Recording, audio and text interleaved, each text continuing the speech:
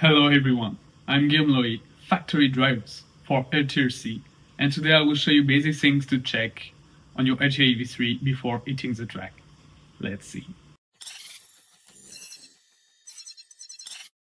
In this video, I'm going to explain what rear roll center is, what it does, and most importantly, how it affects the behavior of your RTA V3 on the track. Rear roll center is a very important setup adjustment because it directly influences chassis stability, weight transfer speed, rotations, and the overall behavior of the car in corners. To put it simply, a roll center controls how the chassis takes load through the corner. The lower the roll center is, the more chassis rolls, the more the car leans into the corners, and the more mechanical grip it generates. On the other hand, higher is the roll center, the less the chassis rolls, the faster the weight transfer becomes, and the more reactive the car feels. On the RTA V3, you mainly have three settings: 2 mm, 3 mm, and 4 mm. Each setting dramatically changes the behavior of the car. Let's start with the low roll center. With a low roll center, the car generates a lot of rear grip, becomes more stable, and much more forgiving to drive. The chassis rolls more through the corners, allowing the rear tire to work better and generate more mechanical grip. This setup greatly improves traction, corner stability, and overall drivability. This is generally the safest setup. On corner exit, the car feels more stable and easier to get back on throttle. But there are also some downsides.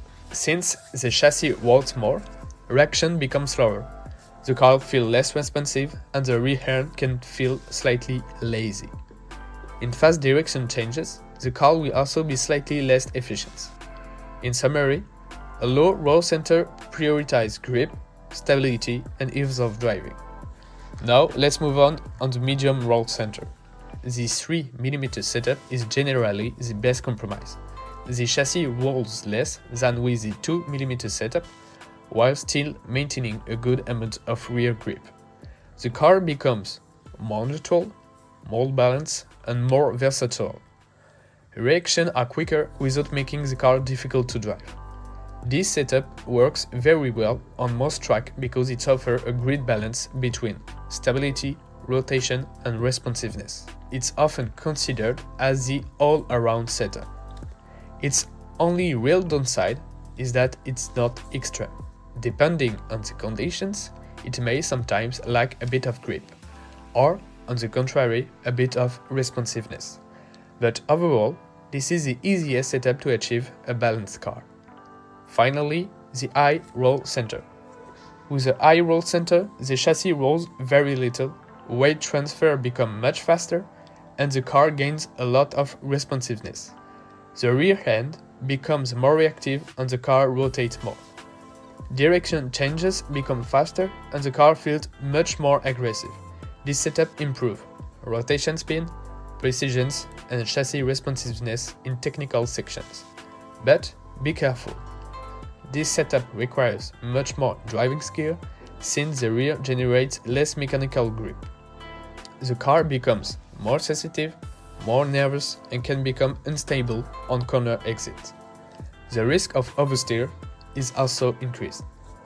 In summary, a high roll center gives you a car that is very reactive, very quick in direction changes, and highly aggressive, but it's also the most demanding setup to drive. To simplify, 2 mm maximum grip and stability, 3 mm balance and versatility, 4 mm responsiveness and aggressiveness. The right setup depends on track grip, tires, driving style, and the behavior you are looking for.